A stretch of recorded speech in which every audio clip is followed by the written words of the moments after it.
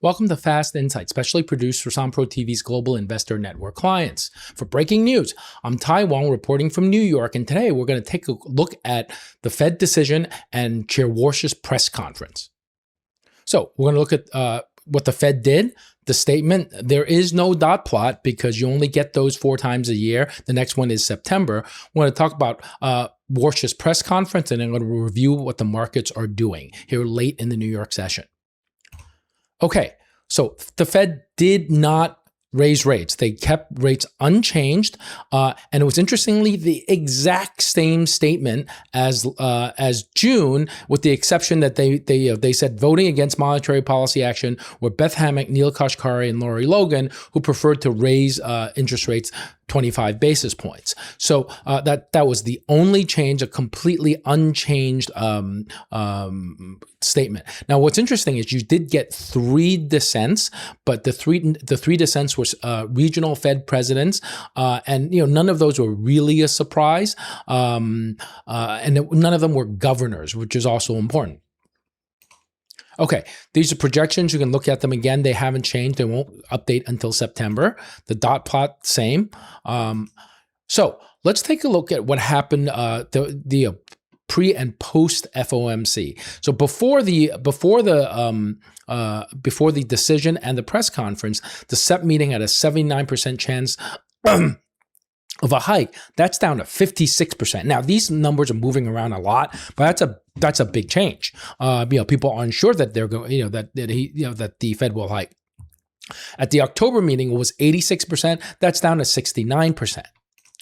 And then December was 91%, down to 82%. Now, just a reminder that CME uses Fed funds futures. There are other ways of calculating odds, which may be better, but some of them I don't have access to. Okay, so what did he say during the press conference? He came out very hawkish. He said inflation remains elevated. We will deliver price stability. That he reminded that there was no soft or implicit target. It is 2%, and that's where that's our goal, and that's where we want to get it to. He did say that nominal and real yields are materially higher, and he says that the market tightening has done a bit of work for policymakers. So when nominal and real yields are substantially higher, you've basically tightened interest rates without the Fed having to do it. Now, he repeats that we will not hesitate to act. A couple of things. He did talk about capital expenditures preparing the ground for future growth. They're looking at, 4 items the Fed is looking at over time.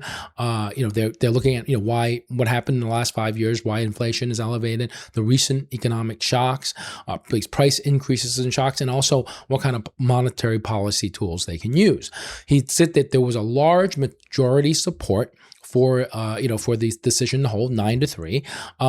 The one thing that one interesting comment was, he said, someone asked about the low CPI, was that kept you from hiking? He said, well, how much of an impact did that have? And he said, well, the low CPI was not much of an impact. We're not relying on any one piece of data. We're not looking for cover, and we're not breathlessly waiting. I think that was important. So there was a lot of agreement on major decisions that we're in a period of watchful thinking, not watchful waiting, for people who thought, he's setting the groundwork for a September hike. So as time went on, you got, more like the Fed is thinking about the best way to do it. So a journalist asked, your pause here. And so I wouldn't characterize it as a pause. It's the beginning of a story. A pause meaning, are you going to, hike more and this is just a waiting? And he goes, no. He did ask a question, answering Nick Timiraeus, who I think didn't get a question last time, called him Nick, which was really interesting. I guess Nick is really well known in the Fed circles. He said, we are not good at the fine-tuning business. Markets react to major events. We don't endorse market moves, but we observe them with keen interest. He wouldn't give any hints, but he did say that the markets are not constraining us.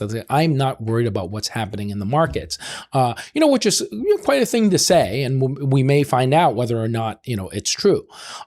He goes, PCE is their current number that they look at, but let's see what the new one is going to be in January. He says he's looking personally at a broader set of indications.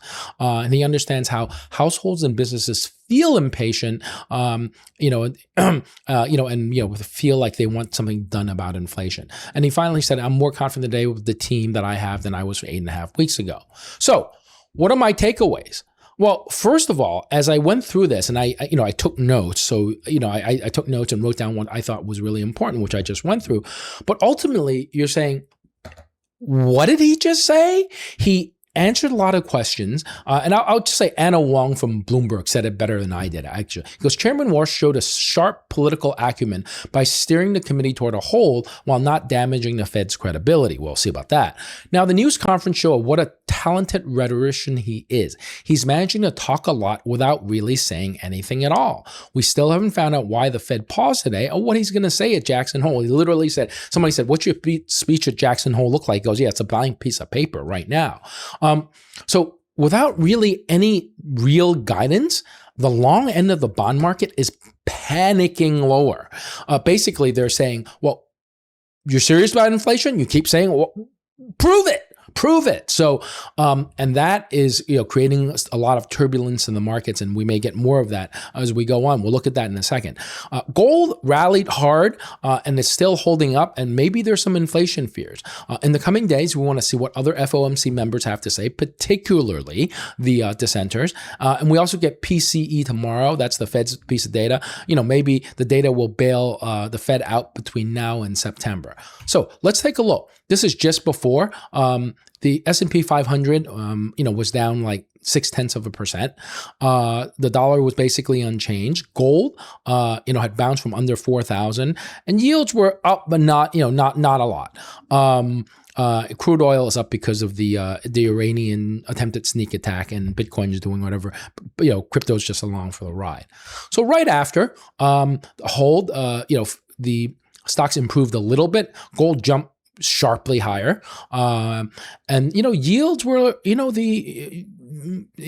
uncertain what what was going to happen. Now, here, just before I filmed, stocks are down 1.2%, absolutely diving. And that's because the 20 and the 30-year bond, the long bonds, very sensitive to inflation, are selling off aggressively.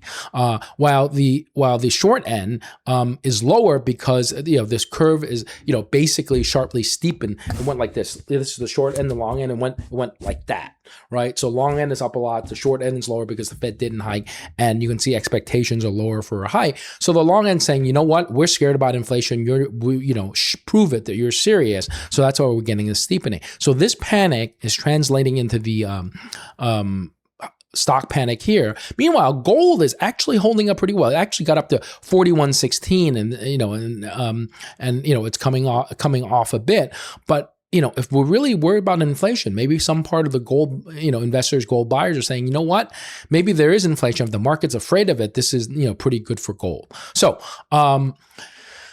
basically here's the chart from Morgan. Here is, 2:00 is where the decision comes out, right? Now the blue is S&P futures, and this is the 30-year yield. So initially S&P goes up, comes down, and then rallies, in at the beginning of the press conference. But once he said, didn't give a sense that there was going to be a rate hike coming soon, that he's happy to wait, you can see that 30-year yields are starting to spike, and the stock market, it's starting to really move sharply lower. The presser ends here, and you can see into the close, stocks getting routed, yields are at high. So that's what we're looking at right now. We're going to have to see how the market digests this over the next couple of sessions. Tune in. We're going to have an interview with Claudia Sahm, the former senior Fed economist, that will come up in just a little while. I think she's going to have really interesting things to say.